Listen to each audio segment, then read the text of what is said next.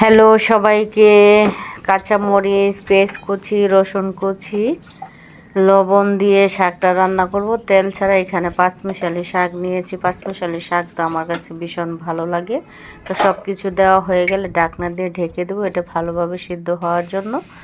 আসসালামু আলাইকুম, সবাই কেমন আছেন? আশা করি সকলে ভালো আছেন। যে যেখান থেকে আমার ভিডিওটি দেখতেছেন সবাইকে অসংখ্য ধন্যবাদ।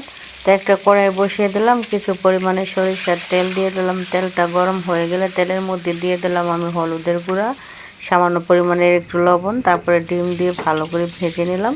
একদম লাল কড়া করে ডিমগুলো ভেজে নিয়েছি। আলু দিয়ে ডিম রান্না করব। তো আলুগুলো আগে থেকে সিদ্ধ করে নিয়ে মাঝখান দিয়ে কেটে নিয়েছি আমি। তারপরে দিয়ে দিলাম একটু হলুদের গুঁড়া দিয়ে আলুগুলো সুন্দর করে লাল করে ভেজে নেব। প্রায় 20 মিনিটের মতো ভেজে নেব।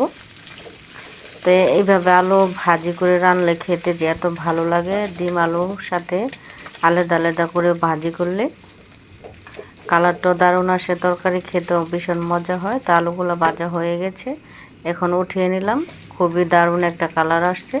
তারপরে একই কড়াইতে আমি দিয়ে দিলাম, যে কড়াইটাতে আলু ভেজেছিলাম ওই কড়াইটাতে কিছু পরিমাণে পেঁয়াজ কুচি দিয়ে দিলাম আর সামান্য পরিমাণে সরিষার তেল, লবণ দিয়ে নিলাম যেন পেঁয়াজটা ভালোভাবে সিদ্ধ হয়ে যায় তাড়াতাড়ি। তো ভালো করে নেড়ে চেড়ে আমি কিছু পরিমাণে পানি দিয়ে দেবো। পেঁয়াজগুলো সুন্দরভাবে ভালো করে ভাজা হয়ে গেছে। তো পানি দিয়ে দিলাম। পানির মধ্যে এখন আমি দিয়ে দেবো মশলা, যেন মশলাটা না পড়ে যায়, না লেগে যায়।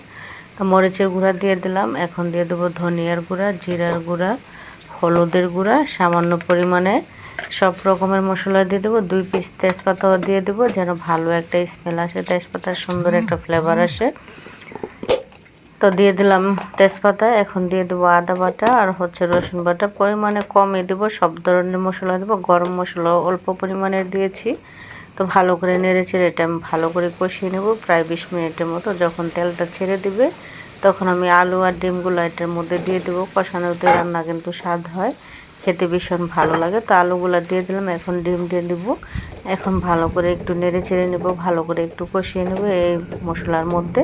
মশলাটার কালার দারুণ আসছে, কষানিতেই খুবই সুন্দর একটা কালার আছে। খেতেও যে এত মজা হয়েছিল এই তরকারিটা। আলু দিয়ে, নতুন আলু দিয়ে ডিম রান্না করলে আমার কাছে তো ভীষণ ভালো লাগে। আলু আমার খুবই পছন্দের একটা খাবার। তারপরে পরিমাণ মতো পানি দিয়ে নিলাম, একটু কষিয়ে নিলাম। পানি দিয়ে ভালো করে একটু নাড়াচাড়া দিয়ে আমি ঢাকনা দিয়ে ঢেকে দেবো।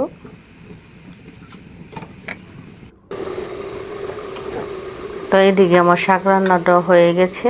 তেল ছাড়া শাক রান্না করলে খেতে ভীষণ ভালো লাগে। শাকগুলো রান্না করে ফেললাম। তো এদিকে ডিমের তরকারিটাও রান্না হয়ে গেছে। তো আজকের ভিডিওটা এই পর্যন্তই। সবাই ভালো থাকুন, সুস্থ থাকুন। আল্লাহ।